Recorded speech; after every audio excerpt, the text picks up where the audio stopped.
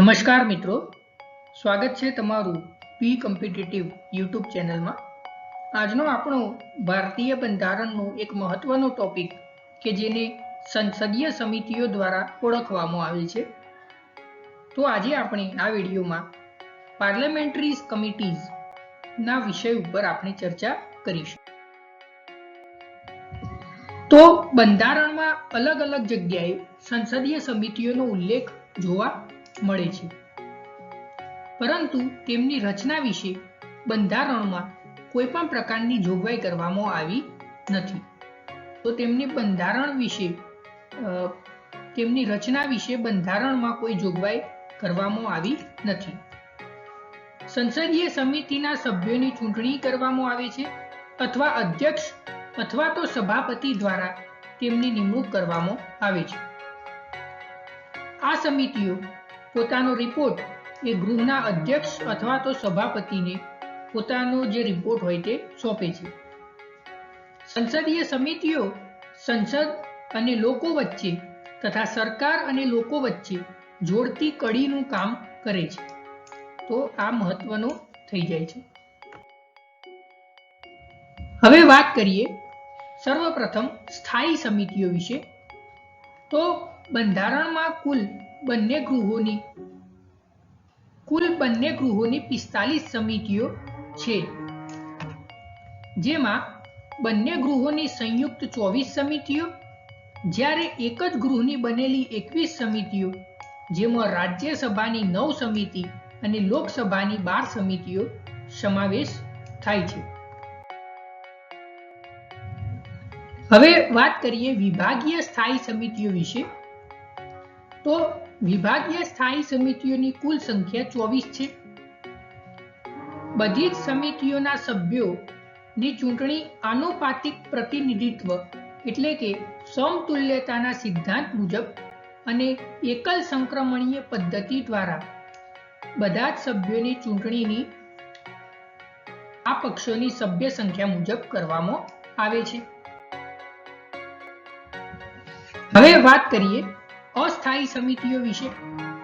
તો અસ્થાયી સમિતિઓ વિશે કોઈ વિશેષ કારણથી તેની રચના કરવામાં આવે છે, જે રિપોર્ટ આપ્યા પછી આવી સમિતિઓ વિસર્જિત થઈ જાય છે।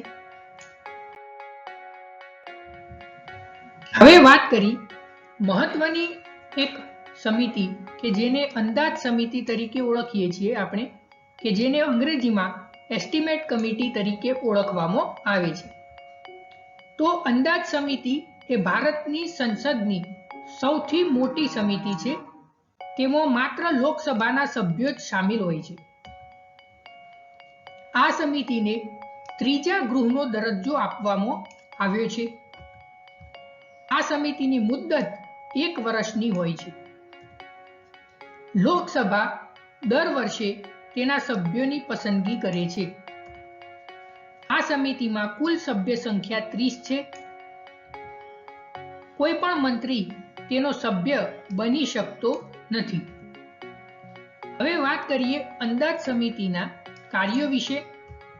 તો અંદાજપત્ર એટલે કે બજેટ વિશે માહિતીઓ એકત્ર કરવાનું તથા તેમાં કરકસરના પગલાં સૂચવવાનું કાર્ય એ અંદાજ સમિતિનું કાર્ય છે। હવે વાત કરીએ આગળની એક સમિતિ કે જે લોકલેખા સમિતિ, કે જેને આપણે અંગ્રેજીમાં પબ્લિક અકાઉન્ટ કમિટી તરીકે ઓળખીએ છીએ।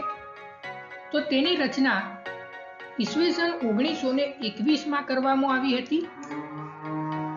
ઈસવીસન 1954 પછી રાજ્યસભાના સભ્યોનો પણ તેમાં સમાવેશ કરવામાં આવ્યો અને રાજ્યશાસ્ત્રી મોરિસ જોન્સના પ્રમાણે લોકલેખા સમિતિ કે જેને PAC પબ્લિક એકાઉન્ટ કમિટી એ સંસદની ચોકિયાત અથવા તો લોકહિતની રક્ષક છે તેમ દર્શાવવામાં આવ્યું।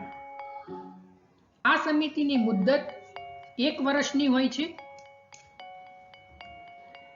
આ સમિતિની કુલ સભ્ય સંખ્યા 15 હોય છે, કે જેમાંથી 15 એ લોકસભાના સભ્યો અને 7 એ રાજ્યસભાના સભ્યો, એમ કરીને કુલ 22 થાય છે।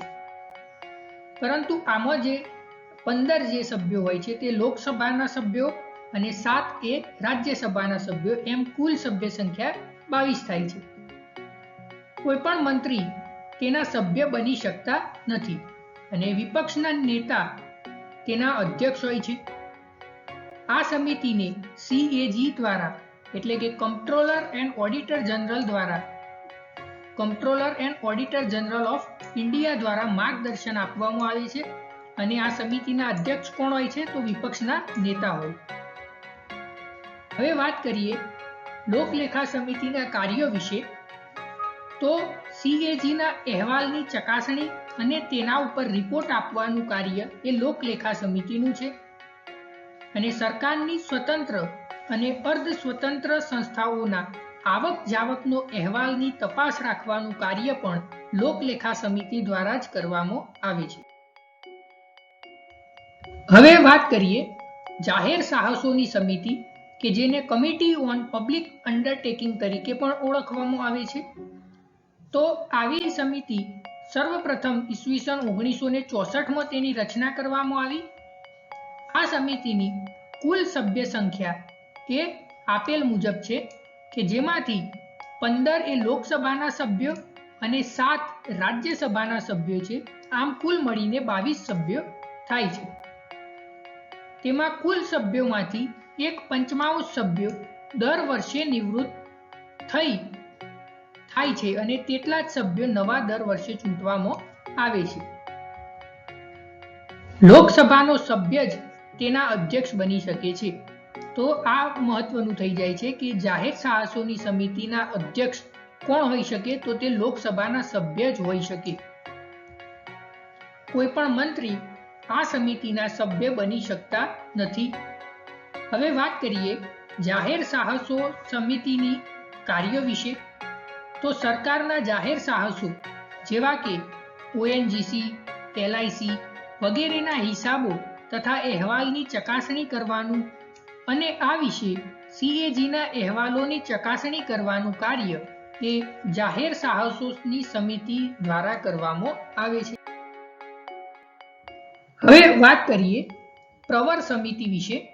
તો આ સમિતિની રચના એ લોકસભા તથા રાજ્યસભા માટે અલગ અલગ તથા એક સાથે પણ કરવામાં આવે છે.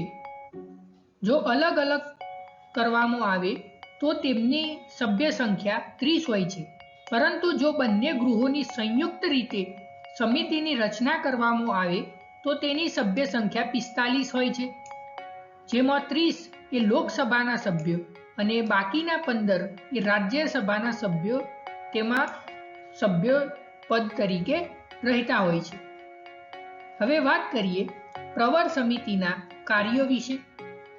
તો પ્રવર સમિતિનું મુખ્ય કાર્ય એ કાયદાઓ ઉપર વિચાર વિમર્શ કરવાનું. આગળની એક સમિતિ છે તે છે મહિલા સશક્તિકરણ સમિતિ. તો ઈસવીસન 1997 થી તેની રચના કરવામાં આવી છે અને તે રાષ્ટ્રીય મહિલા આયોગના રિપોર્ટ ઉપર વિચાર વિમર્શ કરે છે. આ સમિતિની કુલ સભ્ય સંખ્યા 20 હોય છે કે જેમાં 20 એ લોકસભાના સભ્યો અને 10 એ રાજ્યસભાના સભ્યો તેમાં શામિલ છે. હવે વાત કરીએ અનુસૂચિત જનજાતિ કલ્યાણ સમિતિ વિશે. તો અનુસૂચિત જાતિ આયોગ અને અનુસૂચિત જનજાતિ આયોગના રિપોર્ટ ઉપર વિચાર વિમર્શ કરવાનું કાર્ય એ અનુસૂચિત જનજાતિ કલ્યાણ સમિતિ દ્વારા કરવામાં આવે છે. આ સમિતિની કુલ સભ્ય સંખ્યા 30 હોય છે કે જેમાં 20 એ લોકસભાના સભ્યો અને 10 રાજ્યસભાના સભ્યો, આમ કુલ મળીને 30 સભ્ય સંખ્યા થાય છે. આ સિવાય એક વિશેષ અધિકાર સમિતિ છે કે જેમાં કુલ સભ્ય સંખ્યા આપેલ મુજબ હોય છે. આ સિવાય એક અન્ય મહત્વની સમિતિ છે કે જેને યાચિકા અથવા તો અરજી સમિતિ તરીકે ઓળખવામાં આવે છે કે જેની સભ્ય સંખ્યા આપેલ મુજબ હોય છે અને આ સમિતિ એ ખરડા અંગેની અરજીઓ ઉપર વિચાર વિમર્શ કરે છે. હવે વાત કરીએ આચરણ સમિતિ વિશે. તો રાજ્યસભામાં ઈસવીસન 1997માં તેની રચના કરવામાં આવી અને લોકસભામાં વર્ષ 2000માં તેની રચના કરવામાં આવી. આ સિવાય સભ્યોની ગેરહાજરીથી સંબંધિત સમિતિ વિશેની ચર્ચા કરીએ તો તે માત્ર ને માત્ર લોકસભામાં જ આવી સમિતિ હોય છે કે જેમાં 15 સભ્યો હોય છે અને રાજ્યસભામાં સમગ્ર ગૃહ પોતે આ બાબત રજૂ કરે છે.